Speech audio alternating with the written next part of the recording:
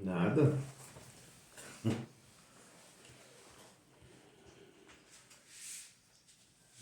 Não, isso é muito complicado, né? Essa parte do vale tudo. Eu até gostaria de fazer um link de tudo isso que o Pedro falou, porque assim, às vezes na aula parece, dá a impressão, né? Ah, eu falei de norma, ah, eu falei de geologia, ah, eu falei de meio ambiente, e são elementos que não estão casados, né? E eles estão inteiramente casados, todos eles estão casados.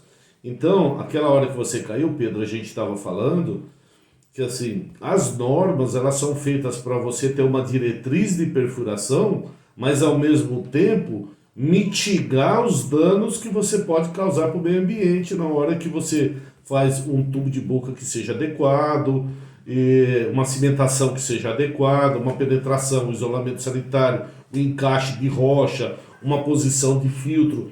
Tudo isso daí está relacionado ao meio ambiente, né? E aquilo que é colocado. Então, quando a gente está falando de normas, essas normas elas estão interligadas para poder preservar também o meio ambiente. Quando a gente linka normas, meio ambiente e geologia, elas estão linkadas também, que é a aula da própria introdução daquilo que a gente está falando, né? Então, por exemplo, quando o Pedro fala, e só um detalhe, o Pedro falou bastante, né, de CONAMA 396, CONAMA 396, e às vezes muitos podem estar se falando, mas eu só sei que é a portaria 2914, GM 888, o que tem que ver esse CONAMA com isso daqui?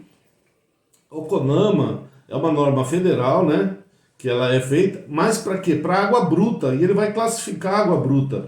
Quando você está furando um poço, ela é água bruta. Ela vai ser água tratada depois que você colocar no reservatório e você distribuir. Só que antes disso ele passou por toda essa classificação que o Pedro passou, né? Então qual que é? Qual tipo de classificação que é essa água?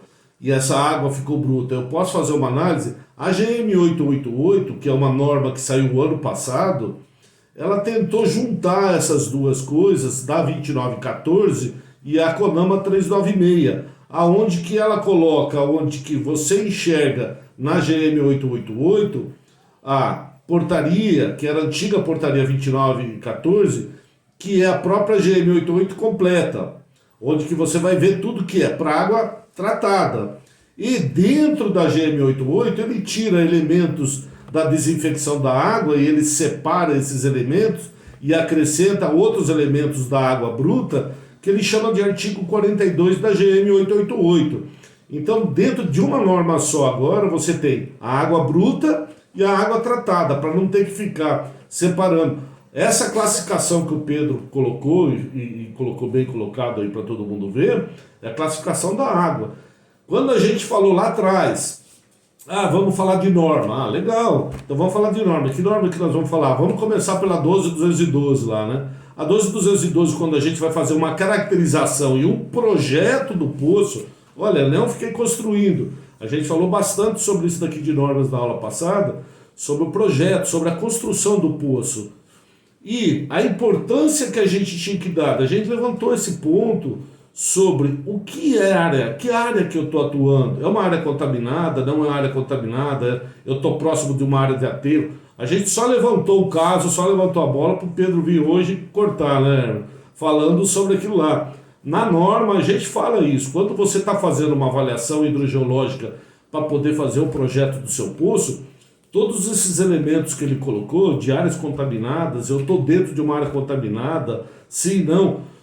Tem muita gente que está aqui, nesse projeto que nós estamos levantando aqui, do 27 GeoBR, a gente está falando muito sobre a geologia de todos os estados. A gente pega aquíferos, né, que nem a gente tem lá na parte norte do Brasil, norte e nordeste, que tem o aquífero Urucuia, fala, nossa, tem vazões tremendas, só que é um aquífero livre. O que significa isso? Dentro daquela posição que o Pedro colocou, é um aquífero que está exposto à superfície.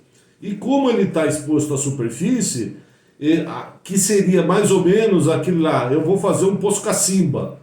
O aquífero livre seria um equivalente a um poço cacimba, que ele vai sofrer influência da chuva que eu tenho. Então, se chover muito, eu carrego meu aquífero.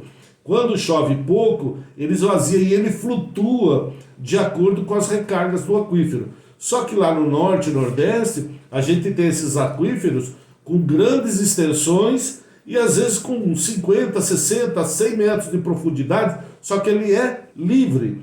E quando ele é livre, ele está falando, olha gente, eu estou exposto aqui.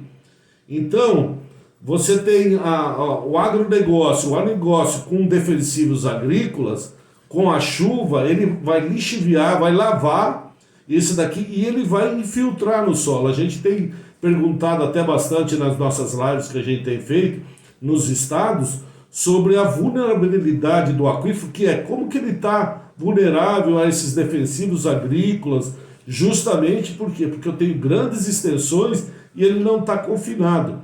Ah, mas aí você já está falando de aquífero confinado e agora está falando livre. Que nem o exemplo que o Pedro deu, o livre é aquele que eu estou exposto, às vezes um aterro sanitário, que eu vou ter o chorume, que é aquele... fala até que é chorume, tem muita gente sabe que é chorume, e tem gente que não sabe. O chorume é aquele líquido preto que você deixa no lixo de casa. Você deixar uma semana ou 3 dias lá, quando você vai puxar o lixo, aquele caldo preto. Aquele caldo preto ele sai com um saco de lixo na sua casa. Agora imagina isso no aterro sanitário. Tem aterros sanitários que você vê, sai tubulação de 2 polegadas daquele líquido preto. Aquilo está saindo do solo.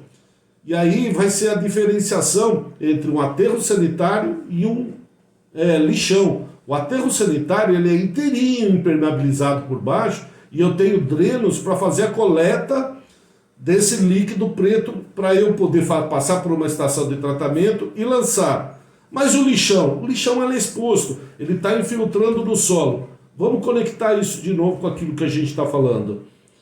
Se eu pegar um lixão e furar um poço próximo do lixão, se eu não fizesse estudo que o Pedro colocou, de próprio do aquífero, de como que está a contaminação, qual é a extensão lateral, qual é a profundidade, qual é o aquífero que eu vou fazer, olha gente, isso é aquilo que a gente falou na aula de projeto. Qual é o aquífero que eu vou captar, né? Qual é o grau de isolamento sanitário que eu vou fazer em função dessa área contaminada. Eu posso estar expondo ainda mais o aquífero a uma área contaminada, porque geralmente isso, ele está nesse aquífero superior, ele pode estar com 10, 20, 30 metros. E se eu furar um poço, eu posso jogar essa contaminação para o aquífero inferior. Eu tenho um caso desse daqui, no próprio aquífero livre, que eu estava fazendo um estudo de uma área contaminada num poço de gasolina, com 15 metros, gente, 15 metros só.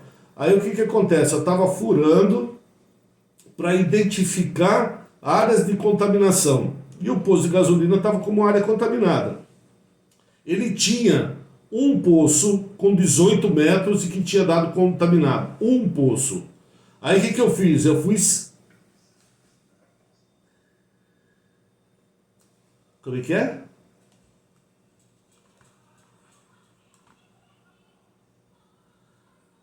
Estão me ouvindo ou não? Então é o Emerson que está congelado aí. É você que se congelou, Emerson. Você tá querendo gelar a gente, né, Emerson? Então, olha só, nesse posto, era um posto de gasolina. Ele tinha, a empresa tinha furado um poço de 18 metros para poder coletar água e fazer o controle da contaminação. Aí eu fui fazer o mapeamento dessa pluma de contaminação. Então, quando você faz o mapeamento, se cerca ele mesmo. Então, a 5, 6 metros, você define, a 10 metros, você vai fazendo um poço ao redor dele para saber até onde que está a extensão lateral e vertical dessa contaminação. No primeiro poço que eu furei, eu bati numa argila a 15 metros. A 15 metros. Eu falei, como que esse poço tem 18 metros e a 15 metros eu tenho uma argila? Furei um segundo, a montante, ou seja, meu fluxo d'água está descendo, eu furei em cima. 3 poços que eu furei, ele bateu a 16, a 15 e a 12.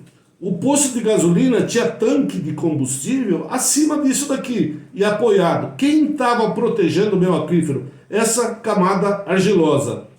O perfurador que foi lá fazer, perfurador de meio ambiente, não é de poço, ele furou essa camada de argila porque falou, o poço está seco.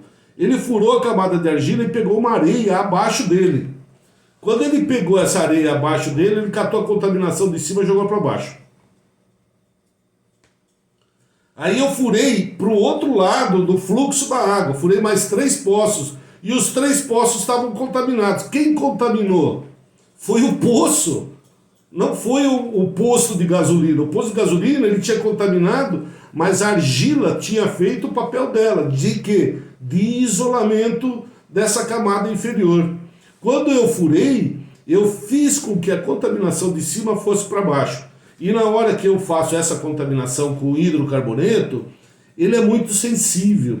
Para vocês terem uma ideia, o que é contaminação? Eu estou juntando tudo isso daqui porque é a parte da geologia, contaminação com essa história. Ela vai juntar nossas aulas na parte de meio ambiente e da geologia. Para ter uma ideia, o que significa uma contaminação de hidrocarboneto? Hidrocarboneto o que é? Óleo, graxa, óleo diesel, graxa, gente, nós vamos falar sobre a graxa. Óleo diesel, que eu fiz e coloquei no meu ferramental. Óleo hidráulico. Se eu tiver o meu aquífero contaminado, a quantidade que é permitido dessa contaminação, dessa água para que eu possa beber, ela é tão pequena, ela é em ppb que a gente chama, não é parte por milhão, é parte por bilhão de litros de água. Eu posso ter uma porção de contaminação para 1 bilhão de litros de água. 1 bilhão de litros de água é 1.000 milhões de litros de água, para ter uma ideia.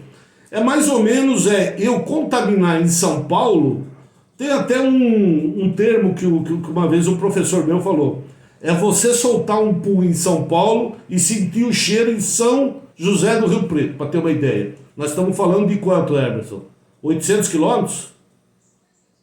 500 quilômetros. Então, o grau do estrago que você faz por causa dessa contaminação de óleo. Agora, imagina isso que o Emerson falou, de você sacar uma ferramenta com óleo diesel colocando dentro do poço. Você inviabiliza não só o poço, entra naquilo que o Pedro falou.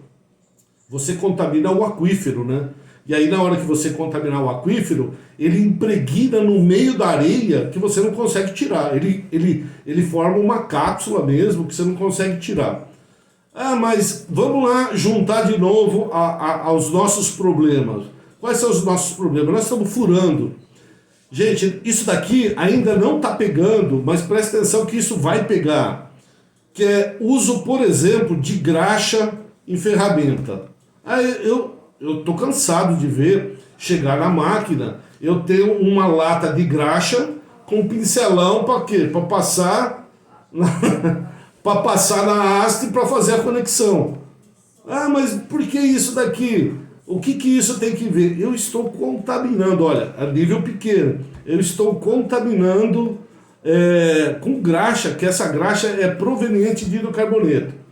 Mas não dá para ficar sem graxa. Não dá para ficar sem graxa. A gente já conversou com o Júnior, inclusive, que é um fornecedor disso, que isso daqui vai ser, para isso que as normas elas acabam evoluindo.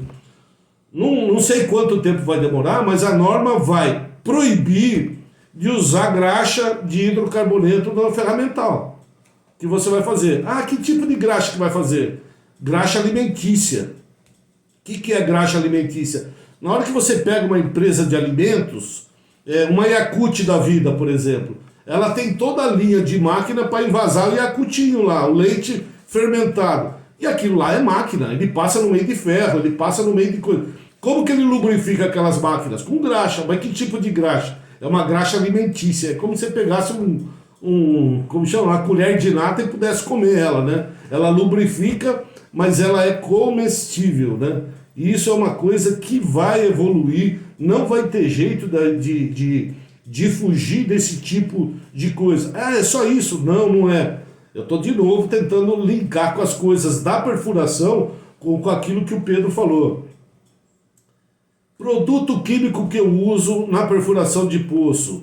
Aí eu uso o CMC. O CMC é orgânico, é um carboximetilcelulose, né? Então ele é um produto orgânico que ele não é um contaminante. Mas já foi usado um material orgânico, inclusive eu conheço, na minha época lá, a Corner, ela chegou a perder um poço, onde que ela colocou um que era para substituir o CBC, eu esqueci o nome dele agora, mas ele era à base de amido.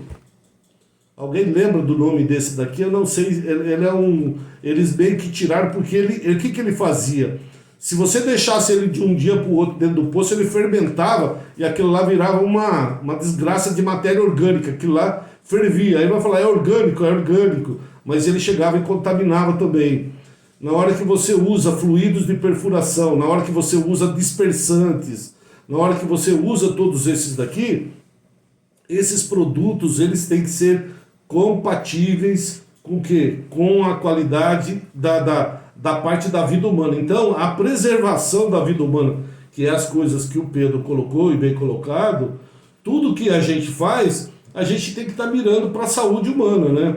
E essa saúde vai nos elementos que eu estou colocando, é fluido de perfuração. Eu já conversei com o Júnior sobre isso, para ter uma ideia. Eu fui fazer uma manutenção num cliente que ele pediu a tabela FISP do produto químico que a gente está colocando no poço. E a tabela FISP que ela está falando qual que é o grau de proteção ou qual que é o grau de agressividade do seu produto para caso de ingestão, caso de contato com a pele. Então ele coloca isso para ver se ele é agressivo ou não. Às vezes, gente, olha só cloração de água. Cloração de água, né? A cloração de água, às vezes fala assim, não, é só pegar o cloro e colocar o cloro dentro do poço. Assim, clientes meus que usam cloro na água e que eles estão abastecendo, eu solicito a tabela FISP deles. Por quê? Porque está cheio de cloro que ele é usado para quê? Você olha, está escrito no rótulo do negócio lá, cloro utilizado para desinfecção de piso, de pia, de tanque, e você está colocando na água para beber. Qual a diferença desse cloro para o outro? É o grau de pureza que ele é feito e você está colocando água para beber. Você está colocando em risco também. Então, esses elementos, só para costurar todas essas ideias entre a proteção da minha perfuração com o que o Pedro colocou de meio ambiente. A importância que eu tenho com tudo isso, com as especificações da perfuração de poço, na parte de projeto do poço, do aquífero que eu tenho, do produto químico que eu uso, do material que eu utilizo. Falar, mas material também está entrando nessa história? E entra nessa história, gente. Olha só, de novo, outra coisa. Eu vou revestir meu poço com aço. Legal, eu vou usar meu poço com aço. Mas meu poço é com aço, só que ele é aço galvanizado. Então ele está protegendo a minha tubulação. Você pensa assim, ele está protegendo a minha tubulação, mas está protegendo a minha água? Que tipo de galvanização que você está fazendo? Eu não sei se a gente já conversou sobre isso nesse grupo, Emerson, mas que tipo de galvanização que esse tubo tem? Vocês sabem que tem um monte de tubos aí que são galvanização eletrolítica, que você olha, ele parece que foi pintado, ele brilha pra caramba, né? E a melhor recomendação para usar dentro do poço é galvanização a fogo. Porque dentro da galvanização a fogo, o que ele faz? Ele é aquecido, ele abre os poros, ele é galvanizado e fecha os poros. Aí você pode passar canivete que não sai. Então quando ele é para apodrecer, ele apodrece o poço, mas ele não solta a galvanização. Quando esses que são galvanização eletrolítico, geralmente são mais baratos, tanto para bomba quanto para revestimento de poço, eles são mais baratos, eles perdem esse revestimento e eles agregam aonde? Na água que você está usando. E aí às vezes você pega a água, você vai pegar elementos de orgânico clorado, sua água dá fora e você não sabe o que é. E às vezes é o material que você está utilizando. O Emerson bateu bastante nessa história de que tipo de material que você está colocando, qual a especificação do material que você está colocando. E quando a gente fala do projeto, de novo, olha só como que a gente cai. A primeira coisa que a gente está fazendo é o projeto. E quando a gente linka o projeto com o meio ambiente, com aquilo que a gente vai fazer, você vai ver como que a gente costura tudo. Se eu tenho uma área que eu tenho contaminado, ou eu tenho possibilidade de contaminação, quais são as profundidades, investigar aonde que está contaminado, por que está contaminado, que tipo de aquífero que eu vou buscar dentro dessa área para fugir dessa contaminação. Eu tenho fluxo de água, ele está mapeado, não está mapeado. Eu tenho casos que a gente furou isso, a gente até comentou de poços que a gente fugiu da possibilidade de contaminação. Por quê? Porque ele estava dentro, na linha, no caminho de um fluxo de contaminação. É aquele negócio, você está no rumo da batida, né? E se você ficar naquele rumo, você pode bater, né? Então você fugir um pouco desses elementos é como que você linka a história entre perfuração, a história de projeto, a história de meio ambiente. Olha lá, Emerson.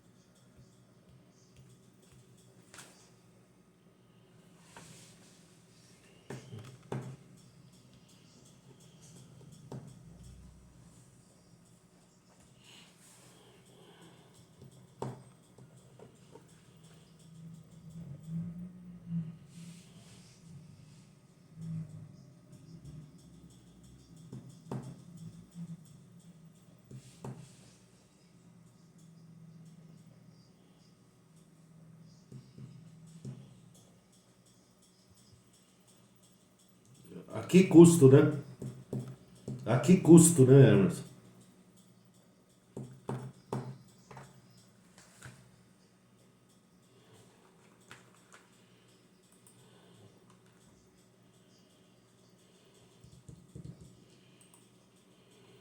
Ixi.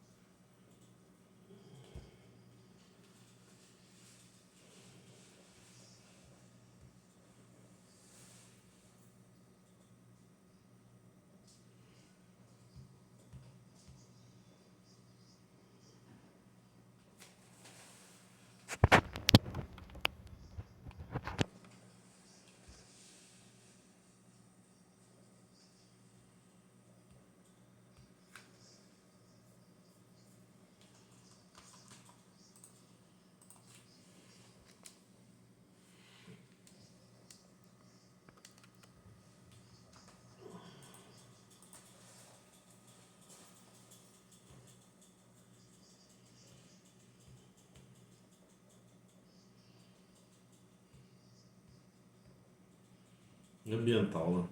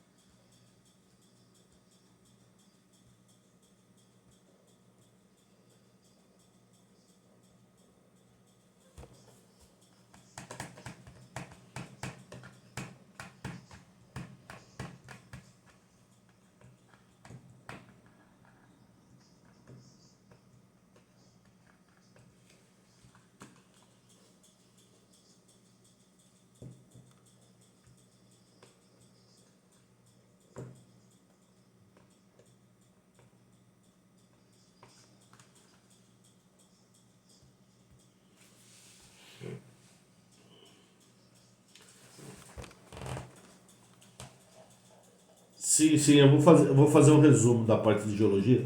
Só quando, sobre esse negócio com materiais que o Emerson estava falando, aquilo que a gente falou de norma de poço, transcreve isso para a norma de materiais que você está aplicando. Quando você colocar um tubo gel no poço, coloca um tubo gel normatizado. Ele tem uma norma do tubo gel. Meu tubo de aço, ele segue norma. O Schedule 20, o LED 2440. Esse daqui, ele é normatizado, isso daqui também. Na hora que você coloca uma tubulação de aço na sua bomba, ele vai seguir a NBR 5580, galvanização a fogo, para você utilizar com água potável.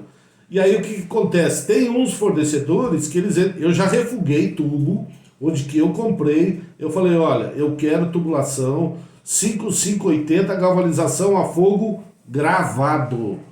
Aí ele falou, tá, não sei o que de gravação. Eu falei, se o tubo não for gravado, eu refugo ele. Eu refuguei tubo, porque ele falou, não, é esse daqui. Só de olhar pro tubo eu falava assim, esse daqui é galvanização eletrolítica. Ele tava com cara de pintura. Eu falei, não, eu quero que seja gravado a norma. Eu tirei foto da gravação para mostrar para ele, olha, aqui, quando ele está gravado, ele está falando que esse tubo é normatizado. Se tiver problema nesse tubo e tiver algum processo que nem o Emerson falou, você tem como provar que você colocou o tubo normatizado. Aí ele vai ter que provar que o tubo dele estava dentro da norma. E não você que comprou errado. Ou você barateou a sua obra porque você não comprou material normatizado. Isso serve para tubo de PVC, ele serve para tubo de aço, ele serve para bomba, ele serve para cabo, né? Porque tem um monte de cabo que você vê, às vezes você coloca uma bomba com cabo de 3x6 e na outra você tem que colocar 3x10 porque ele aquece, porque ele está fora de norma. Você olha, você pega um cabo Pirelli e pega um cabo de segunda linha, você vê que o mesmo cabo de 6mm ele é mais grosso de um do que o outro. O cara está economizando em cabo. Então tudo isso daqui é importante ver. E essas normas que a gente falou de poço, ele vale para materiais também. Vamos falar um pouco só da geologia, para vocês terem ideia daqui, que eu estou falando bastante dessa daqui na aula. E pensar assim, na introdução à geologia, o que é importante? Às vezes a gente fala rocha mole, rocha dura, sedimento, rocha metamórfica, rocha ígnea, rocha sedimentar. O que significa isso daqui? Quando a gente fala de rocha mole, rocha dura, nós não estamos falando de rocha em si, se ela é sedimento ou ela é cristalino. Eu posso ter um sedimento duro e eu posso ter um cristalino mole. Ele vai depender muito. Então o grau de dureza ou de penetração que o meu equipamento ele vai ter na perfuração, ele independe às vezes da dureza. A geologia são outros elementos que fazem. Então, quando a gente colocar, como que eu separo isso daqui na geologia? Na geologia eu tenho basicamente, tá? São 3 grandes grupos de rochas. Rochas sedimentares, rochas ígneas e rochas metamórficas. As rochas sedimentares, o que elas são? São areias, são argilas, às vezes são carbonatos, que são rochas que depositaram através da desagregação de uma rocha cristalina. Então a rocha cristalina ao longo de milhões de anos, às vezes, ela vai chove, chuva, ela apodrece, aquela rocha alterada que a gente vê quando vai perfurando, essa desagregação, elas vão levando, leva para onde? Leva para uma parte baixa, para um leito de rio, leva para isso. E isso ele começa a sedimentar. Então às vezes eu pego um pacote de 400, 500 metros de sedimentar, aquilo já passou rio por lá, já passou sedimento. Aqui no Vale do Paraíba, a gente pega no centro de Taubaté 500 metros de argila. O que é essa argila? É como se fosse um grande lago. Eu não tenho energia. Para eu depositar argila, eu não posso ter energia. Ou seja, se eu pegar e jogar uma argila, jogar uma bentonita num rio que está correndo, ele vai levar argila, porque ela não tem peso. Ela vai flutuar na água. Agora, se eu tenho uma água parada e eu jogo uma argila, o que ela vai fazer? Ela vai flutuar como uma pena e decanta. Na hora que ela decanta uma sobre outra, vai formando as plaquinhas. Essas plaquinhas de argila vai formar o argilito que a gente está furando. E é um nível na rocha sedimentar de baixa energia. E se ela tem baixa energia e a argila são várias plaquetinhas, eu não tenho como a água circular.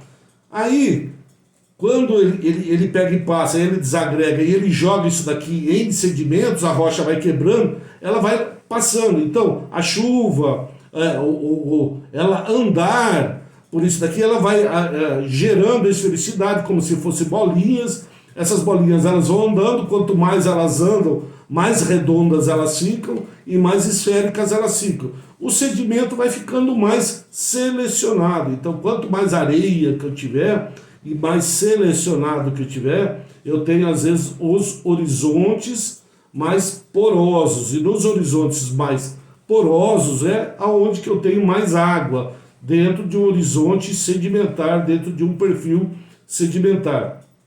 Para ter uma ideia entre porosidade, quando a gente fala de porosidade de um aquífero, é mais ou menos assim, como que as areias elas estariam lá embaixo. Se você pegar uma caixa de sapato, e nessa caixa de sapato você encher ela de bolinha de gude, você enche ela de bolinha de gude, ela vai cobrir e vai encher o espaço da caixa de sapato. Só que entre uma bolinha e outra, ela tem um espaço vazio. Esse espaço vazio que tem entre uma bolinha, uma outra bolinha e outra bolinha, ele chama de porosidade. E nessa porosidade é onde que fica a água. É uma esponja. Se você pegar uma esponja de pia, ou qualquer uma dessas daqui, ela é porosa. Se você pingar água nela, ela vai saturando. Quando ela terminou de saturar, ela começa a minar embaixo. Então, quanto maior esse grau de saturação, quanto maior o meu grau de esfericidade, de arredondamento dessas areias, e maior esses pacotes, eu posso ter um arcabouço maior de reservação de água. Então, os grandes reservatórios de água nas rochas sedimentares, elas estão geralmente em rochas mais arenosas, e as rochas argilosas, elas formam esses horizontes impermeáveis, né? Onde que ele não deixa a água migrar, ou se ela migra numa velocidade muito pequena, porque ela é muito pouco porosa. Ela é permeável, mas ela é pouco porosa. Como que ela é permeável? Porque como elas são partículas quadradas, quer dizer, ela é o contrário, ela é porosa, mas não é permeável, né?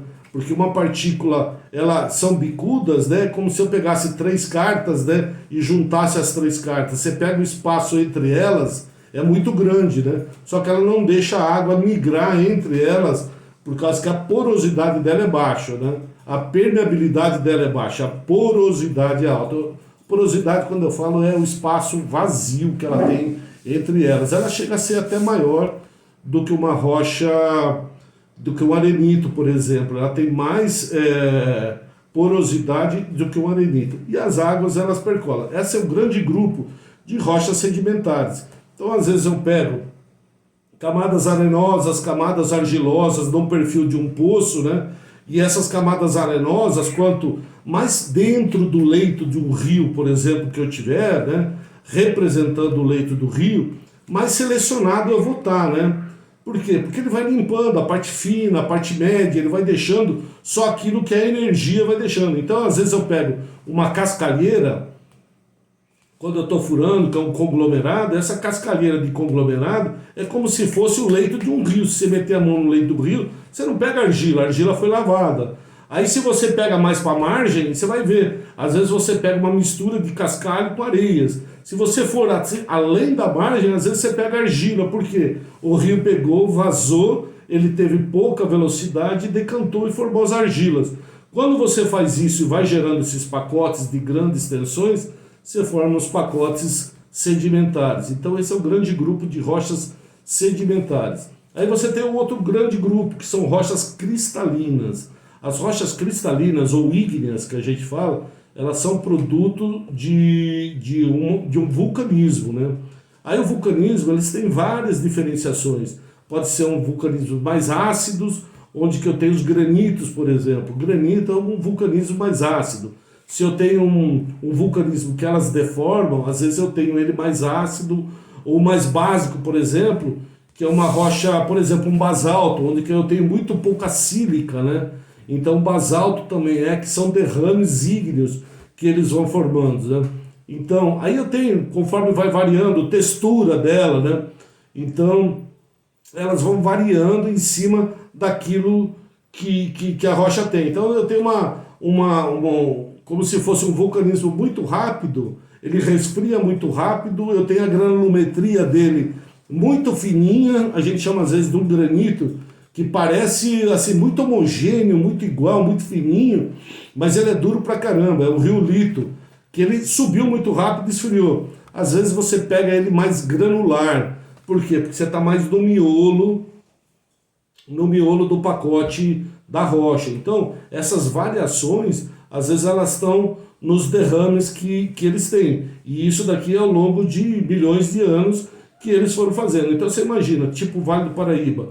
De um lado eu tenho a Serra da Mantiqueira, do outro lado eu tenho a Serra do Mar. Elas vão alterando, ela pegou e decantou. Todas essas degradações de rochas vão formando solos e vão formando essas camadas arenosas, entre camadas argilas, foram depositando, chega no centro do estado a ter 500, 600 metros de pacote, que ao longo do tempo formou essas rochas sedimentares. Da onde que vieram essas rochas sedimentares? Elas vieram das rochas ígneas, elas não apareceram do nada, elas vieram da degradação.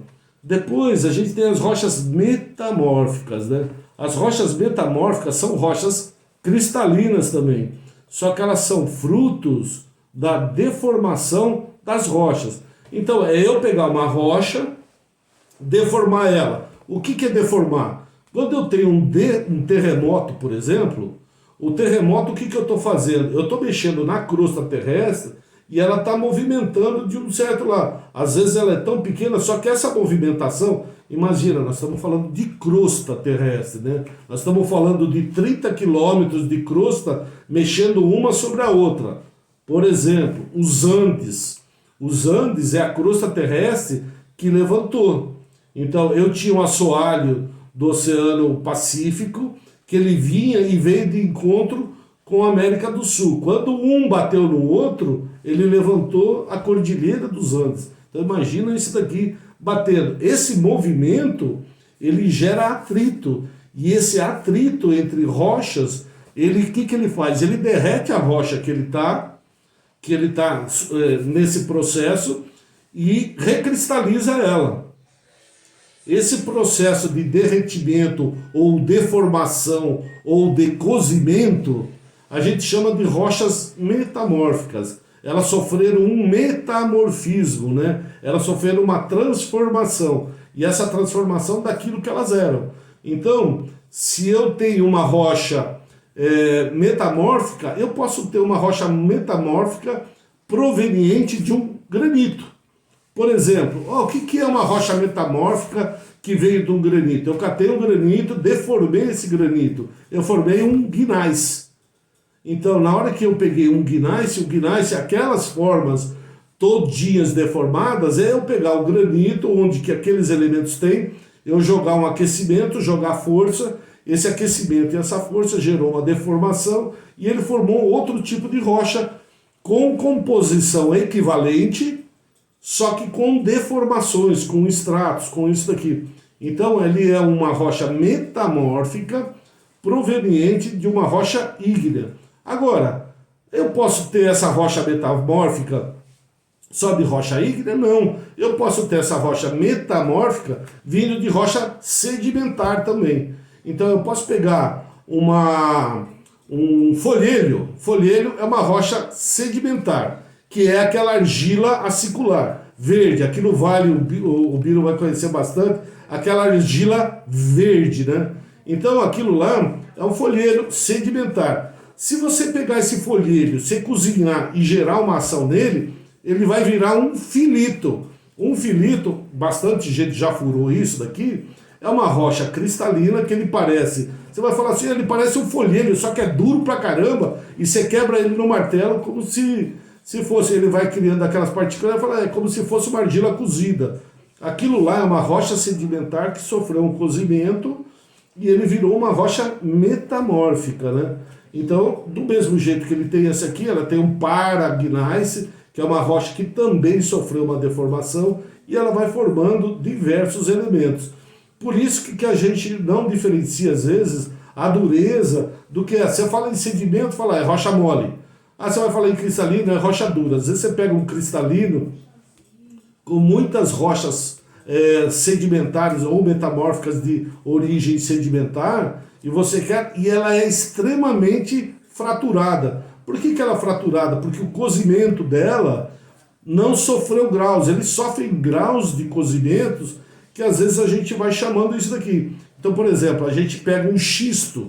Quem sabe que é um xisto, pega aquela folha que é um montinho de argila, que é cheio de biotita, que na hora que você fura parece que o chão fica inteirinho assim, brilhando, ou de branco ou de preto, né? Se for de preto, é através de um mineral que a gente chama biotita, né?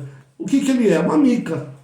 A mica de biotita. Às vezes ele pega uma que é uma branca, que ela é muscovita. O que é isso daqui? Se você pegar um afloramento dela, é o que eles fazem a resistência de ferro elétrico.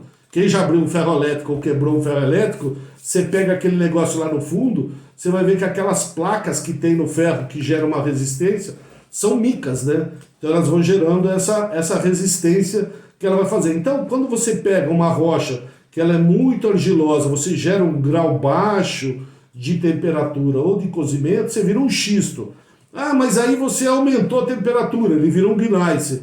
Ah, você aumentou mais a temperatura ainda, ele deformou aquele negócio, virou um caldo de gneiss, ele virou um migmatito, que é uma rocha que ela foi deformada, né? Inteirinha, e ela é dura como uma rocha cristalina ígnea. E ela pode ser tanto de origem sedimentar quanto de origem ígnea. E a grau de dureza dela, ela vai estar diretamente relacionada com o grau de fraturamento ou grau de metamorfismo que ela teve, né? Geralmente uma rocha ígnea, ela vai ter graus, né, de temperaturas que ela chega a 800, 900 graus, o metamorfismo ele pode levar isso até 1.200 graus. Por exemplo, ele faz uma caldeira, ele derrete e ele vai fazer. Então, o grau de fraturamento delas, às vezes está relacionado ao metamorfismo, e às vezes não. Quando a gente está fazendo projeto e a gente está acompanhando um poço, é importante, no caso o geólogo de vocês, ou quem está fazendo esse acompanhamento, identificar essas camadas que a gente está perfurando, a textura que ela está furando. Então, quando você tem camadas muito homogêneas durante a perfuração, essas camadas muito homogêneas, elas vão sofrendo alterações, e às vezes são derrames. Às vezes você tem um perfil 200 metros, uma rocha todinha igual. Aí seu cliente comprou um poço de 200 metros e falou, o que eu faço? Eu continuo furando ou eu paro? A primeira pergunta que eu sempre falo, olha, Como que está a geologia?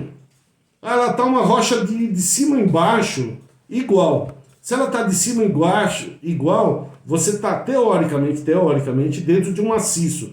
Igual que eu falo, é rocha preta. Mas essa rocha preta, como que ela passou durante esse período?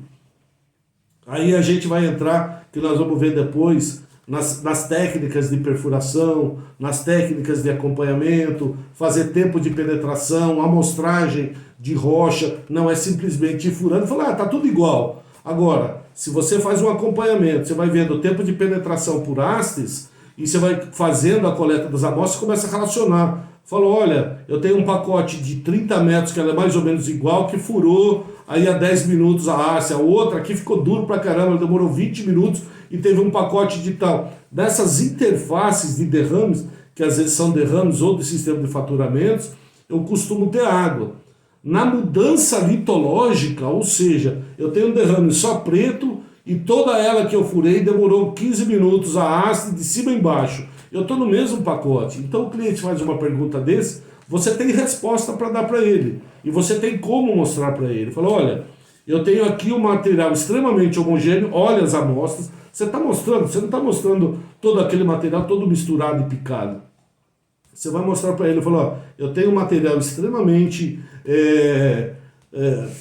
igual, mas olha só, as texturas, eu furei esse daqui de tanto tempo, esse eu furei de tanto tempo, esse eu furei de tanto tempo. Você pega as amostras e mostra para ele. Ele está tendo variação, mas a granulometria dele, a textura, essa textura, como que você vê? É o tamanho de como que sai a amostra. Quando você tem uma rocha muito dura, você retrabalha muito ela sai muito pó. Na hora que a textura dela é maior, ela começa a quebrar picado, ela sai em pedaços maiores, né? Então, a tendência de você ter pedaços maiores dos pedaços menores e ter uma fratura disso daqui é maior dos pedaços maiores. Na hora que você pega uma amostra de rocha, nessa amostra de rocha, mesmo ela sendo cortada por um martelo, por exemplo, você consegue ver na amostra se esse corte que ele fez, ele quebrou ou ele tem alguns sinais de fraturamento. Como que eu vejo os sinais de fraturamento? Ele quebra um pedaço de rocha, aí você pega esse pedaço de rocha que vem e você vê faces, né? Olha, ele está faceado, está reto. O martelo não vai cortar reto como uma faca. Então, quem é que é responsável por esse corte reto? É o sistema de fraturamento que sua rocha tem. Então, você passa a ter recomendações para falar para ele, olha, eu estou tendo variações, eu não tive variações, eu não tive variação litológica, eu tive variações litológicas, e isso são indícios que vão levar a fazer a perfuração para você avançar ou não avançar, e você tem indícios de fratura ou não. E o acompanhamento é fundamental dentro disso daqui. Como que você está fazendo, como que você está mostrando e tempo de avanço. Isso na rotativa, no martelo e no cristalino. No arenito, eu tenho que partir do projeto já pré-pensado, porque lá eu tenho que saber qual é o aquífero que eu vou atingir, qual é a profundidade que eu vou atingir, qual é a camada sedimentar que eu vou atingir, para eu colocar um sistema de filtração, de filtros para poder a água entrar, e eu já tenho que estar pensando isso antes de fazer. Só que para eu fazer isso antes de eu fazer, eu tenho que conhecer aquilo que eu vou fazer. Ah, mas isso como que eu faço? Se eu tiver o mapeamento da área ou controle daquilo que eu faço, cada um, quando fura, ele vai pegando, e os dados que ele vai fazendo é um banco de dados que você tem só dos elementos daquilo que você fura. Às vezes você vai fazer manutenção num poço de um cliente e você vai lá, o cara tem limpeza, minha bomba está a 50 metros ou está a 70 metros, e eu preciso trocar a bomba. Você vai lá e troca a bomba.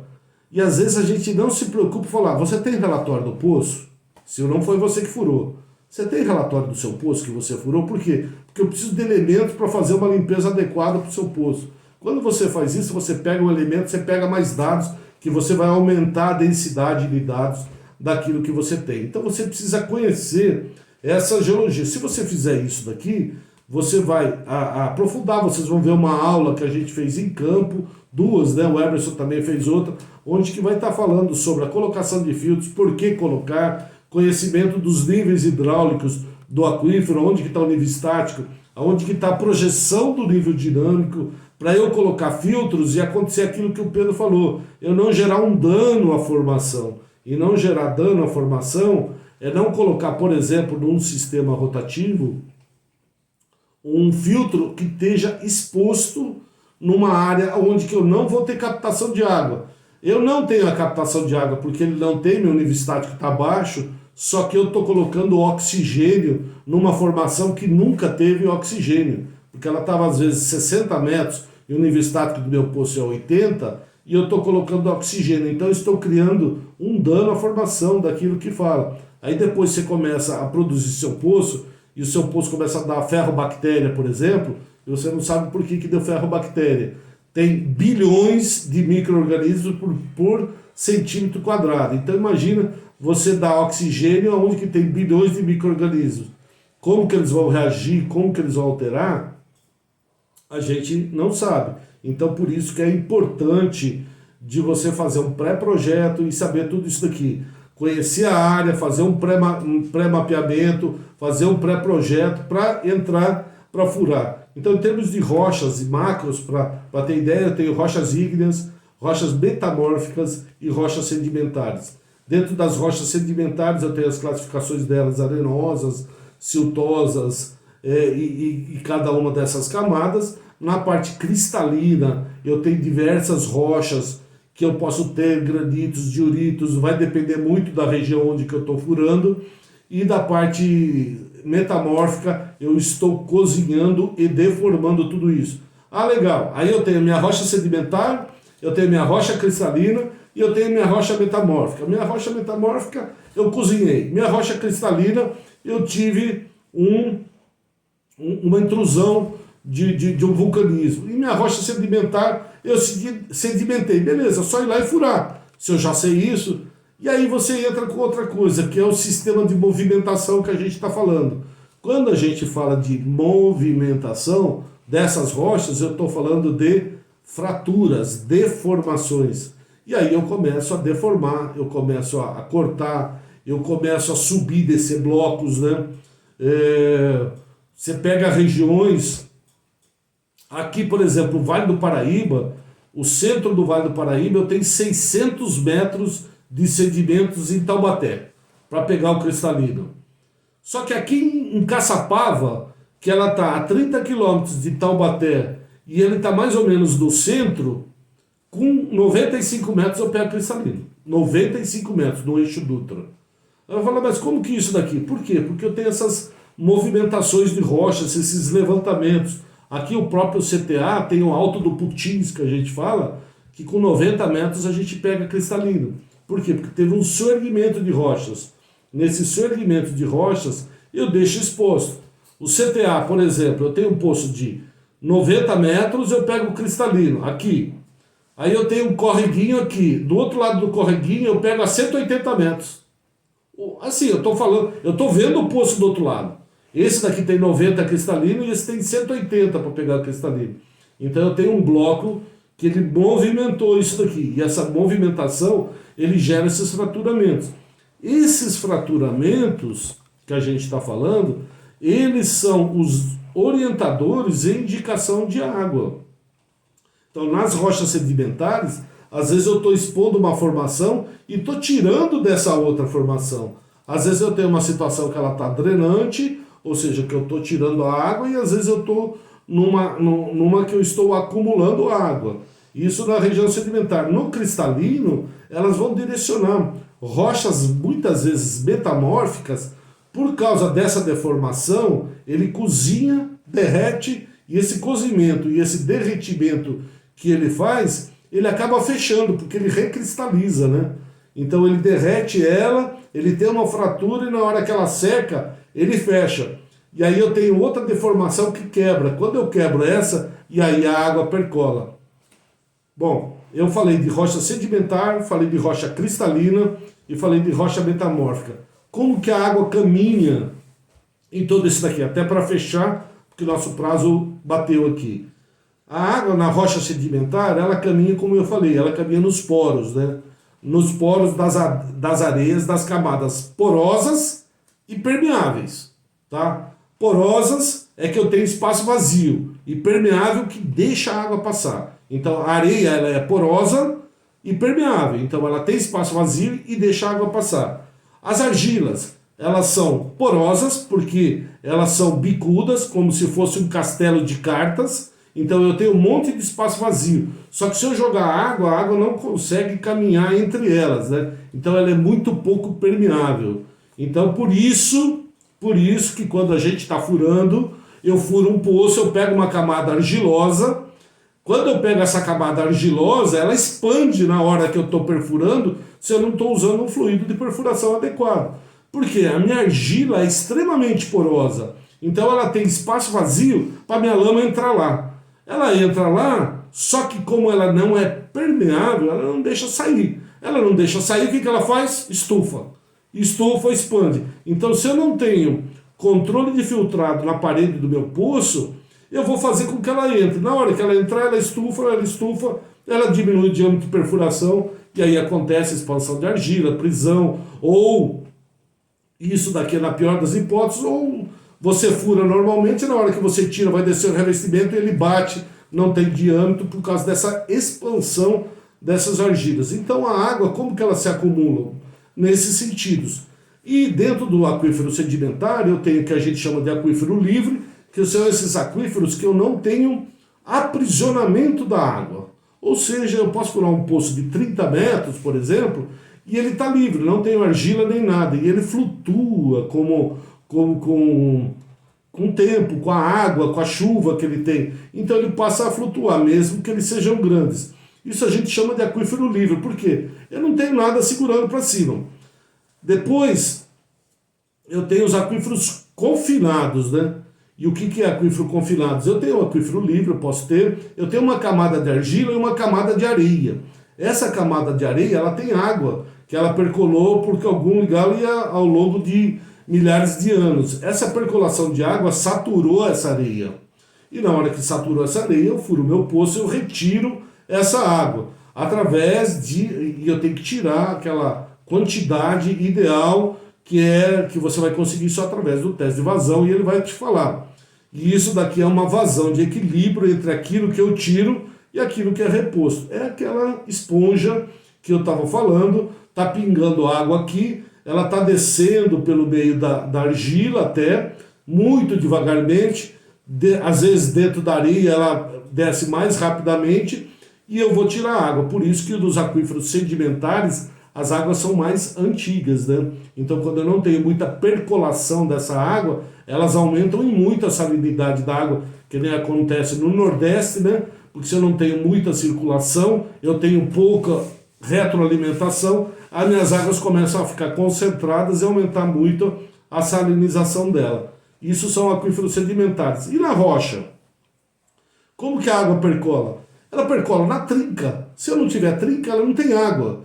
E como que ela chega nessa trinca? Ela vai chegar através da superfície ou através do sedimento. Então, às vezes eu tenho lá, eu furei meu poço e eu tenho 40 metros de sedimento e depois eu tenho cristalino, e eu pego e furo. Quem que está alimentando as fraturas dele é essa parte superior. Então ela está percolando, ela está entrando, ela entra em fratura, às vezes a fratura é vertical, ela é horizontalizada, ou ela tem inclinações para isso daqui, e essa percolação vai estar numa fratura. Essa fratura, elas podem ter vários diâmetros, mas quanto maior a densidade e quanto maior a quantidade dessas fraturas, maior a probabilidade de ter água. Aí, como que eu vou furar um poço dentro do cristalino e achar água? Por isso que aí a gente começa nos métodos de locação de poços, né?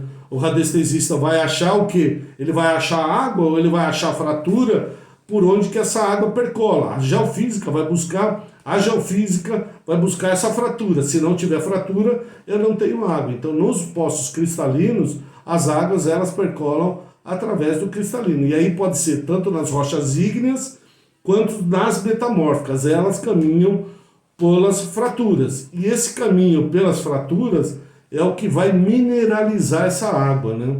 Então, às vezes, uma água que percola de forma muito devagar, às vezes ela mineraliza muito devagar. Então é uma água extremamente densa e mais mineralizada.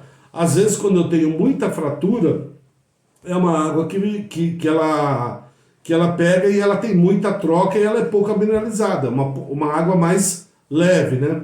Fora isso, eu tenho as águas que a gente chama dos aquíferos kársticos, né? Que são as cavernas de carbonato, né? Eu tenho essa água vem de cima, do mesmo jeito, é uma água ácida, na hora que ela pega um carbonato, ela dissolve o carbonato e forma cavernas, né? Aí cavernas mesmo só nesse tipo de terreno, onde que eu tenho rochas mais carbonáticas, onde que vai dissolver e eu vou criar cavernas. Quando eu faço as avaliações disso daqui, às vezes eu tenho grandes volumes e pequenas recargas, né? E isso só o teste de vazão que vai falar. A grosso modo, é isso. Algumas perguntas eu acho que a gente consegue afinar um pouco a conversa, né? Oi.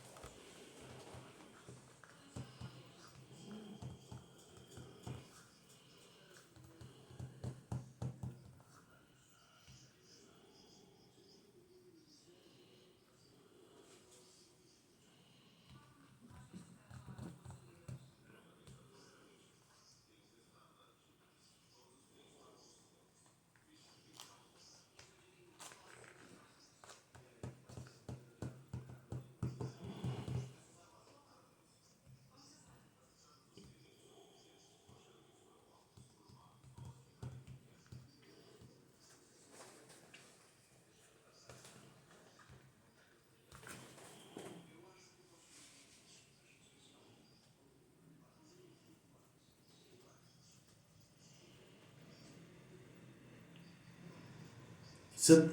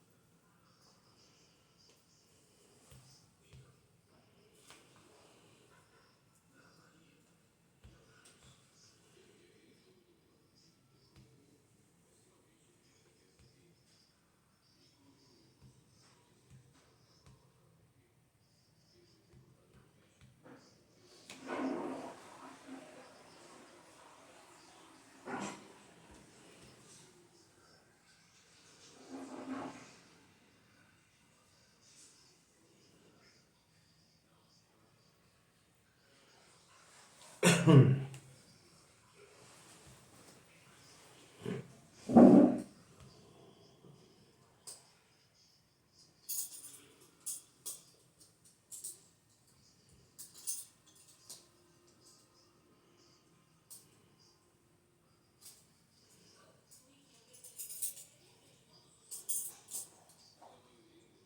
foi, Churudu?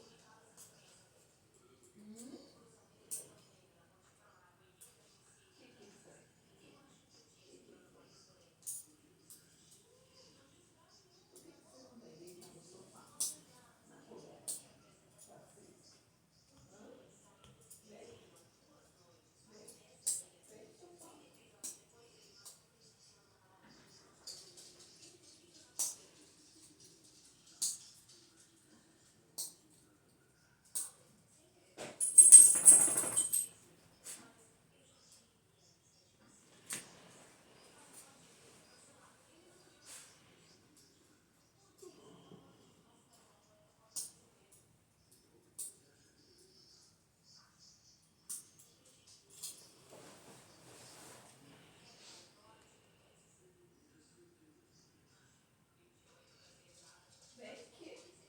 Aqui. Vem me dar uma mãozinha.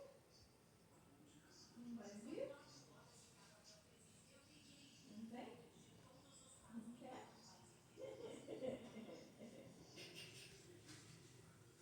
Vem. O que tá fazendo, Puss? Que feio.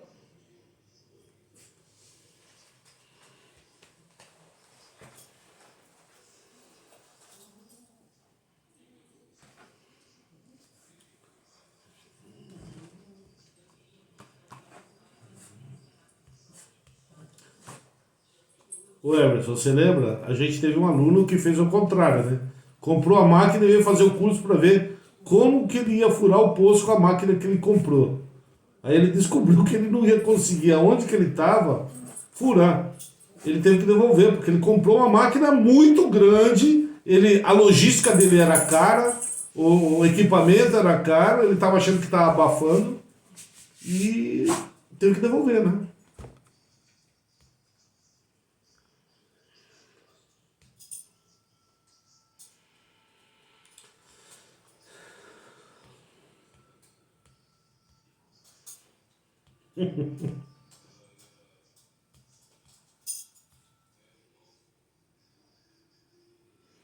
É só olhar os vídeos do Hermes que vocês descobrem.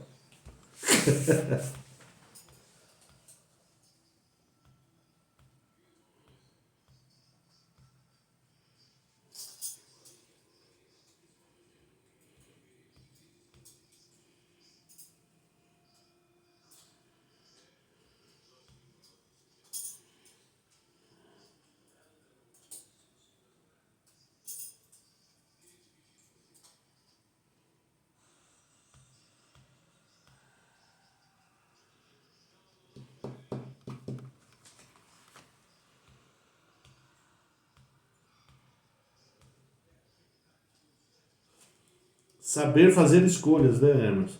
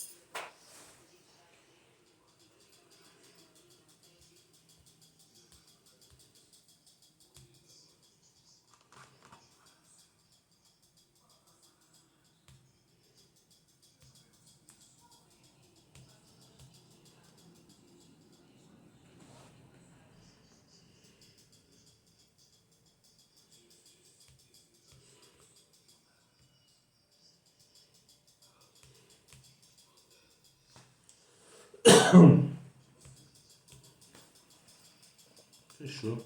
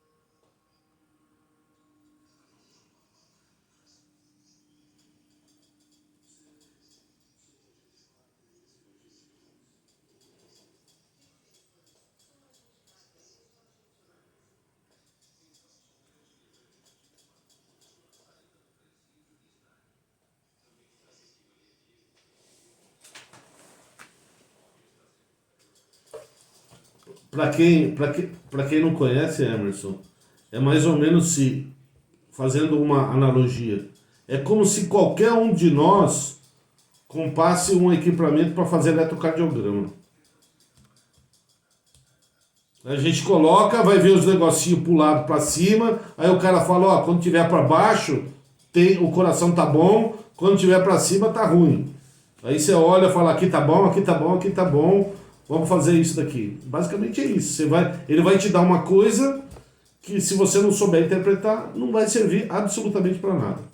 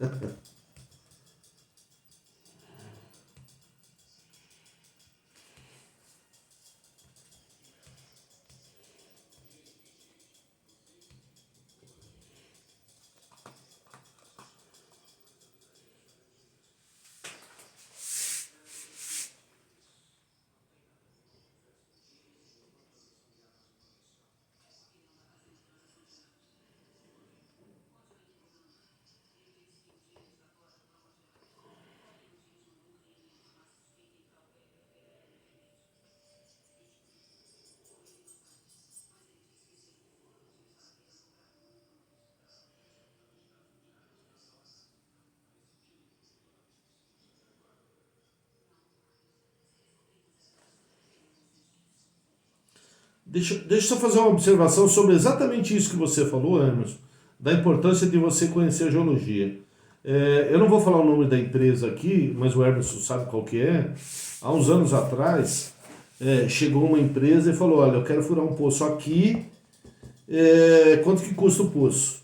A minha pergunta de cara foi, a empresa era uma empresa que trabalha na área alimentícia, aí eu perguntei para ele, falei, olha, mas por que você quer furar um poço aqui? É porque nós estamos comprando a área e eu quero furar um poço. Se tiver água, eu tenho a prioridade, eu vou lá e compro a área. Eu falei assim, mas olha, se você é da alimentícia, se você vai usar ela como matéria-prima, eu suponho que você precisa de 2 elementos, qualidade e quantidade. Sim, mas por quê? Eu falei, olha, geologicamente, os indícios da onde que você quer são ruins. Como assim? Ele já tinha comprado, já tinha feito 13 poços do estado de São Paulo desse jeito. Ele chegava no dono da terra, interessava para ele a locação, ele ia lá fazer um contrato com o cara. Eu falo, olha, eu furo o poço, se der água na quantidade, na qualidade que eu quero, eu compro a sua área, senão você fica com o poço aí. 13. Eu falei para ele, ó, não é assim que você faz. Eu falei para ele, eu vou fazer um estudo para você no eixo Dutra, que ele queria aqui, né, no Vale do Paraíba, onde que eu vou falar para você potencial hídrico, qualidade e quantidade de água. E aí você vai e define a área. Bom, através disso eu fiz um estudo para ele chegou, me mostrou a área de interesse dele, ele falou, e aqui, existe possibilidade de água? Eu falei, tem. Ele falou, eu preciso de 30 metros cúbicos. Eu falei, aí eu consigo fazer um poço de 60 metros cúbicos para você. Ele falou, mas como assim? Ele falou, 60 metros cúbicos. Eu falei 60 porque eu não quis pensar, mas na minha cabeça eu falei, eu vou entregar 100 para ele, porque é o potencial que tem. E aí ao mesmo tempo eu falei, olha, tem que ser de filtro inox, porque é da área alimentícia. Tá? Bom, resumindo, ele falou, olha, ok, Ele falou assim, você está com a proposta aí? Ele não perguntou preço nem nada. Ele só assinou a proposta e falou, faz o poço. Fiz o poço, a vazão deu 95 metros cúbicos por hora. Aí entregamos o poço para ele começou a construir a fábrica. Já na fundação, eu tinha falado para ele, ó, é matéria-prima para você. Quem faz um não faz nem, não tem nenhum, né? Se queimar ou fizer qualquer coisa, você vai parar a produção. Ele falou, não, pode deixar. Aí quando ele começou a construir, ele só me chamou e pegou a medição final do poço, o valor que tinha dado, falou aqui, ó, o pedido do segundo, pode começar a fazer. Ele nem cotou nem nada, ele só me mandou o pedido para fazer.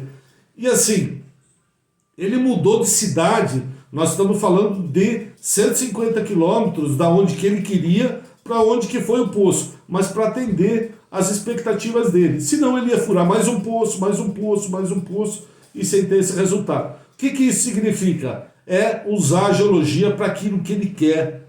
É você, quais são as suas demandas, quais são as suas necessidades, aonde que eu consigo suprir isso daqui. Só para fechar essa história, teve uma... Vocês todo mundo conhece, essa daqui eu posso falar porque eu não fechei com ela, tá? Aí eu falo. Sucos Del Valle. Ela chegou e falou a mesma coisa, ó. Quanto que... Ele começou diferente. Quanto que custa para fazer um poço aqui? Porque ele tinha visto esse projeto. Eu falei, olha, é tanto, tanto aqui. Ele falou, eu vou negociar com a área. Ele tentou negociar com a mesma área naquela cidade, ele não conseguiu. O que ele fez? Ele foi negociar com prefeituras. Ele foi parar lá em Americana, onde o Emerson falou que é extremamente complicado. Ele furou uns 15 poços, que o poço dava 1.500, 2.000. Aí ele teve que fazer uma adução, quem fez falou isso para mim, fora da cidade, e ele teve que construir a adução de 5 quilômetros para conseguir levar água até a fábrica, porque ele não quis fazer aqui. Outro que fez assim, ela em Boituva, a cervejaria Cristal, a mesma coisa. Ela construiu a fábrica no local onde que não tem água. Aí ela começou a fazer poços a 5, a 6 quilômetros, ela tem uma rede adutora ferrada para levar água até lá, porque ele construiu a fábrica onde que não tinha. A Skin Cariol e Itu, a mesma coisa. Ela vai buscar água lá em Salto, lá em Porto Feliz, no município de Porto Feliz, construiu uma rede adutora de quilômetros para levar água até eles. Então, por que isso? Porque eles construíram a indústria, sendo que eles precisam, a matéria-prima deles é a água, e a última coisa que eles pensaram foi na água. Eles pensaram na indústria. Então isso daqui pode ser elementos, para quem é do comercial, para quem loca poço, para quem faz isso, um elemento comercial muito importante. Se você tiver a geologia na mão, é uma ferramenta comercial ferrada que vai juntar com aquilo que o Herbert falou na última aula.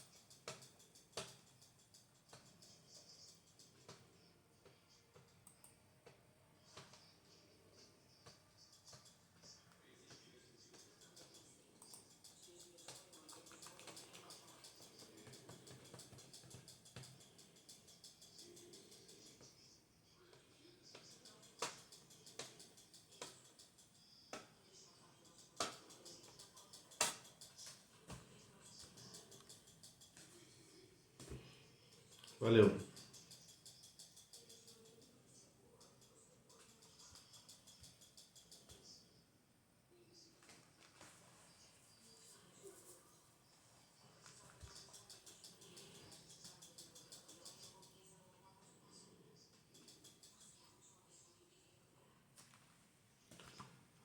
Abraço, boa noite.